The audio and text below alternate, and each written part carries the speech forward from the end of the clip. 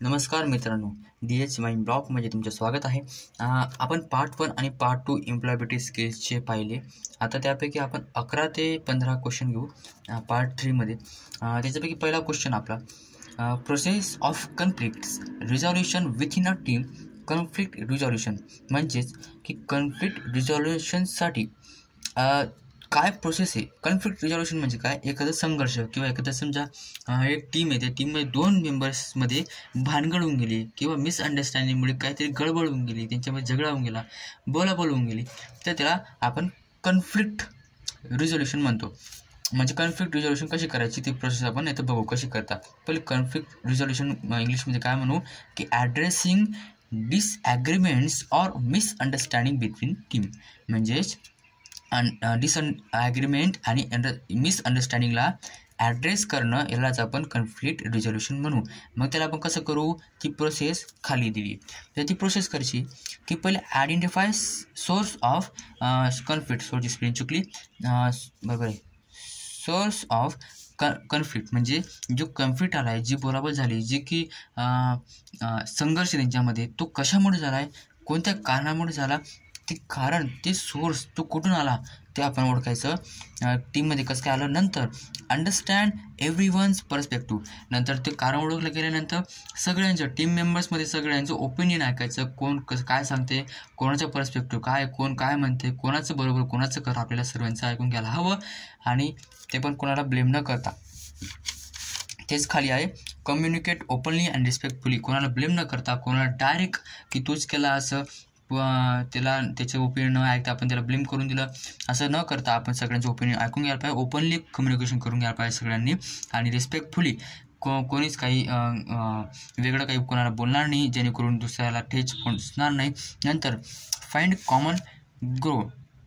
ठीक आहे, म्हणजे जी कॉमन सगळेजण जे म्हणत आहेत की हां चला ठीक आहे, हे आपण हे करू शकतो, की हे केल्यामुळे आपण हे रिझॉल्युशन टाळू शकतो, की नाही चला आपल्याला आता आपल्याला भानगड मोडायची, तर एक कॉमन सगळ्यांचे की ओपिनियन ऐकून घ्यायचं की हां ठीक आहे, याला पण हा आपण ॲग्री, याला हा पण ॲग्री, असं एक कॉमन ग्राउंड काढून घ्यायचं. नंतर agree on the best solution. मग असे काढले गेल्यानंतर सगळ्यांचं हे समजा 5 असे निघाले, 5 ओपिनियन निघाले सगळ्यांचे, आणि 5ही सगळेजण हे करतायत, पण 5पैकी एक आपल्याला निवडायचं, कोणतं पण निवडायचं. आणि ते निवडल्यानंतर नंतर काय करायचं की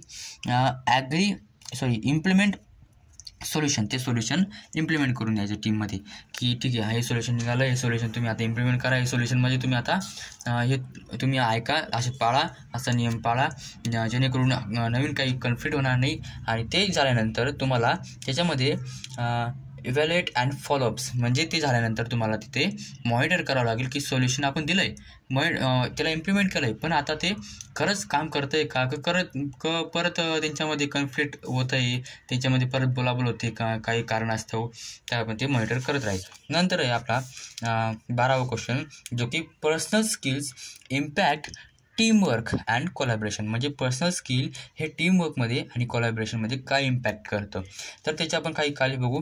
पर्सनल स्किल आपण मागे बघितलं होतं की ते एक सॉफ्ट स्किल आहे, जे की आपल्यामध्ये असतं, कम्युनिकेशनसारखं, प्रॉब्लेम सॉल्व्हिंगसारखं.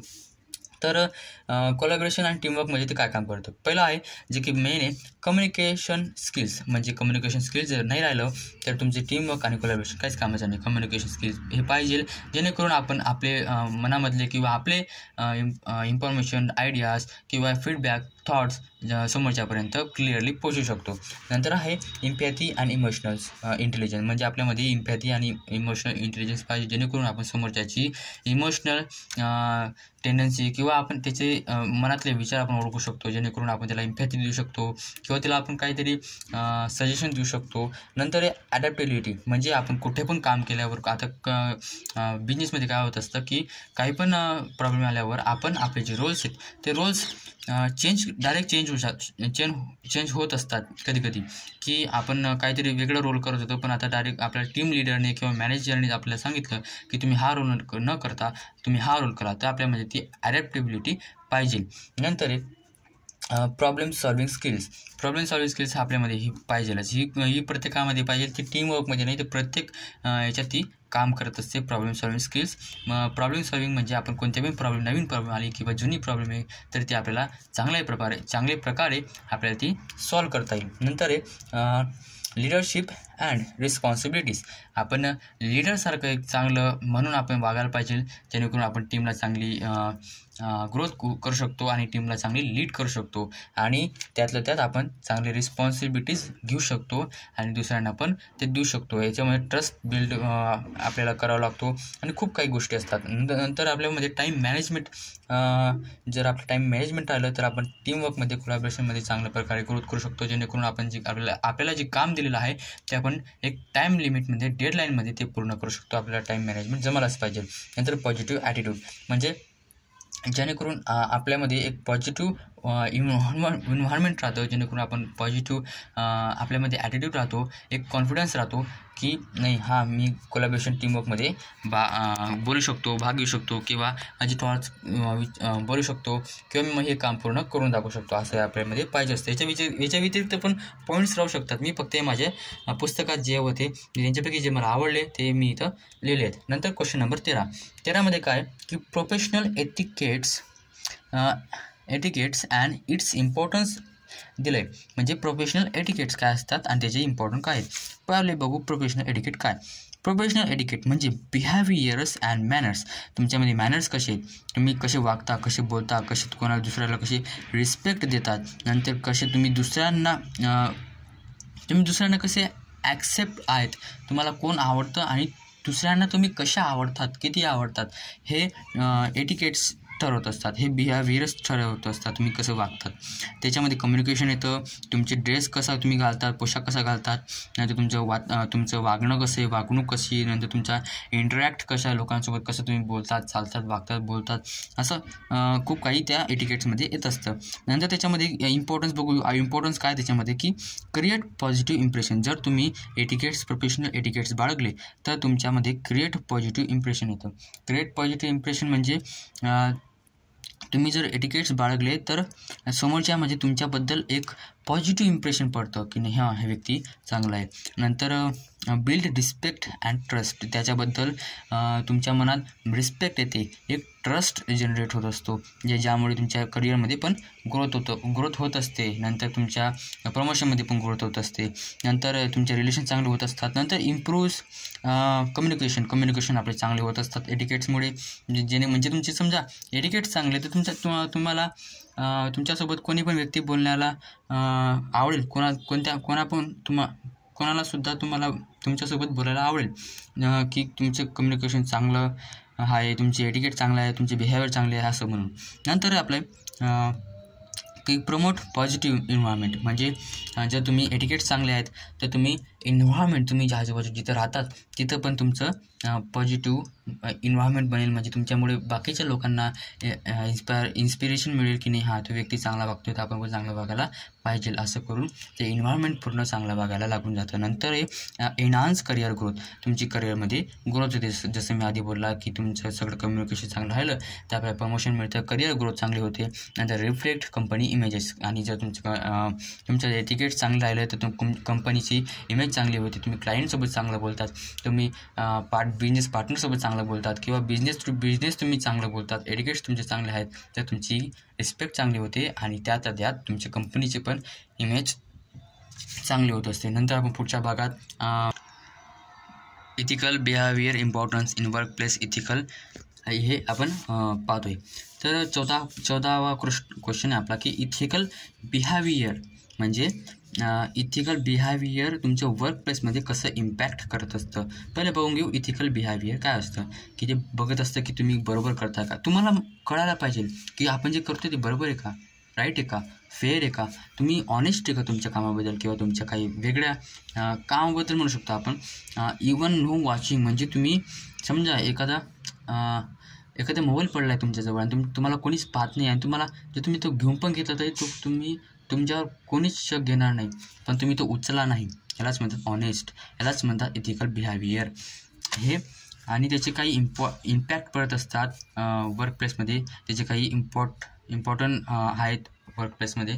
जसं की जर तुम्ही इथिकल बिहेवियर बाळगलं तर बिल्ड्स ट्रस्ट अँड रिस्पेक्ट, तुमच्याबद्दल ट्रस्ट जनरेट होत असतो, नंतर तुमच्याबद्दल रिस्पेक्ट जनरेट होत असते, आणि नंतर प्रमोट्स पॉझिटिव्ह वर्क कल्चर, म्हणजे तुम्ही म्हणजे तुमच्यामुळे आजूबाजूचे जे कल्चर आहे, जे वर्क आहे, त्याच्यामध्ये पॉझिटिव्ह इन्व्हायरमेंट तयार होतं की नाही हा व्यक्ती खरंच चांगला आहे, याच्याबद्दल काही म्हणजे वाईट नाही आहे, याच्यावर आपण ट्रस्ट करू शकतो, याच्याबद्दल आपण कॉन्फिडन्स बाळगू शकतो, याला काय पण रिस्पॉन्सिबिलिटी दिली तर त्याला पूर्ण करेल. नंतर इम्प्रूव्स टीमवर्क अँड कोऑपरेशन्स, म्हणजेच जरा तुम्ही बिहेवियर तुमचं चांगलं राहिलं तर तुम्ही टीमवर्कमध्ये पण चांगलं त्याला इम्प्लिमेंट करू शकतात, जेणेकरून तुमचा टीम लीडर तुमच्यावर चांगला ट्रस्ट टाकू शकेल, तुमच्यावर चांगले रोल्स रिस्पॉन्सिबिलिटीज टाकू शकेल, त्याच्यामुळे तुमचे प्रमोशन होईल, करिअर डेव्हलपमेंटमध्ये करिअर ग्रोथ होईल. आणि नंतर एनहान्स कंपनी रेप्युटेशन, जर तुमची इथिकल बिहेवियर चांगलं राहिलं तर तुमची क्लायंटसोबत तुम्ही चांगलं बोलतायत, चांगलं वागतायत, नंतर तुम्ही बिझनेस टू बिझनेस चांगलं बोलतायत, वागतायत, तुमची कंपनीची पण ग्रोथ, तुमच्या कंपनीची पण रेप्युटेशन चांगली असेल. नंतर सपोर्ट लॉंग टर्म सक्सेस, म्हणजेच जर तुम्ही चांगलं वागताय, चांगलं बोलताय तर तुमच्या लॉंग टर्म सक्सेससाठी ते चांगलं असेल. नंतर आपला लास्ट क्वेश्चन याचा 15वा, जो की professional dress impact in work dress, म्हणजेच तुमचा ड्रेस वर्क प्लेसमध्ये काय इम्पॅक्ट करत असतो. तुमचा जो ड्रेस आहे, ड्रेस पण कोणता, प्रोफेशनल ड्रेस तुमच्या वर्क प्लेसमध्ये काय इम्पॅक्ट करत असतो. पहिले ड्रेस समजून घेऊ, ड्रेस कसा असतो, म्हणजे wearing clothes like professional clothes, जसे की अप्रोप्राईट, नीट पाहिजे, क्लीन पाहिजे, रिस्पेक्टफुल ड्रेस पाहिजे, जसं की आपण म्हणतो की सूट बूट, कोट टाय, ते नंतर त्याला करून रिस्पेक्ट येत असते, प्रोफेशनलिझम येत असतं, ॲटिट्यूड्स येत असतात, आणि जे की ॲटिट्यूड्स म्हणजे नॉर्मल ॲटिट्यूड्स, जास्त पण नाही, ठीक आहे. तर त्याचे काही इम्पॅक्ट पाहून घेऊ की वर्क प्लेसमध्ये काय इम्पॅक्ट पडत असतं त्याच्यावाले. क्रिएट पॉझिटिव्ह फर्स्ट इम्प्रेशन, म्हणजेच तुम्ही जर कोणासमोर चांगले प्रोफेशनल ड्रेस घालून गेले तर तुमच्यावर चांगलं सगळ्यांचं लक्ष जाईल, एम्प्लॉईचं चांगलं लक्ष जाईल, मेंबर्सचं चांगलं लक्ष जाईल तुमच्यासाठी, आणि तुमचं इम्प्रेशन चांगलं बनेल. नंतर रिफ्लेक्ट्स प्रोफेशनलिझम अँड कॉम्पिटन्स, म्हणजे तुमचं प्रोफेशनलिझम त्याच्यावरून चांगलं उमटून दिसेल की नाही तुम्ही तुमच्या कामाबद्दल चांगले प्रोफेशनल आहात, तुम्ही चांगले कॉन्फिडन्स आहात. नंतर हा तोच पॉईंट आहे की एनहान्स सेल्फ कॉन्फिडन्स, म्हणजे तुमचा कॉन्फिडन्स हा ड्रेस घातल्यामुळे, प्रोफेशनल ड्रेस तुम्ही वेअर केल्यामुळे तुमचा जो कॉन्फिडन्स आहे तो वाढतो, ॲटिट्यूड वाढतो, आणि तुमचं कामाबद्दलचं प्रेम पण हे वाढत असतं. नंतर प्रमोट्स वर्क प्लेस रिस्पेक्ट्स, म्हणजेच तुमचं जे वर्क प्लेसमध्ये तुमची जी रिस्पेक्ट आहे, तुम्ही जिथं काम करतात तिथे तुमच्याबद्दल जी रिस्पेक्ट आहे इतर एम्प्लॉईजच्या मनामध्ये, ती चांगली होत असते, ती वाढत जाते, आणि जो ट्रस्ट आहे तो ट्रस्ट पण वाढत जातो. नंतर आहे स्ट्रेंथनेस कंपनीज इमेजेस, म्हणजे तोच पॉईंट आला. आता इथे खूप सारखे पॉईंट आहेत. आता याचा अर्थ काय की कंपनीबद्दल इमेज चांगली होत असते तुमच्यामुळे, कारण तुम्ही ड्रेस चांगले घालतात, सूटबूट चांगले घालतात. समजा तुम्ही सूटबूट घालून, प्रोफेशनल ड्रेस घालून कुठंतरी बिझनेस मीटिंगसाठी गेले, बाहेरच्या बिझनेस ला मीट करण्यासाठी किंवा कुठंतरी एक कॉन्ट्रॅक्ट साईन करण्यासाठी, तर तुमचं इम्प्रेशन चांगलं पडेल, आणि तुमचं इम्प्रेशन चांगलं पडलं म्हणजे कंपनीची इमेज ही चांगली होते. नंतर एनकरेज प्रोफेशनल बिहेवियर, तुमचं प्रोफेशनल बिहेवियर चांगलं होतं. जर तुम्ही ड्रेस घातला तर तुमचं ऑटोमॅटिकली बिहेवियर चांगलं होऊन जातं, तुमचं ऑटोमॅटिकली तुमचं मॅनर, तुमचं जे रेग्युलेशन्स, इथिक्स सर्व ऑटोमॅटिकली अडॉप्ट तुम्ही करून घेतात, तुम्ही ऑटोमॅटिकली कॉन्फिडन्स तुमच्यामध्ये येऊन जातो, ऑटोमॅटिकली तुम्ही काम पूर्ण करायला लागून जातात. हे आहेत 15 क्वेश्चन.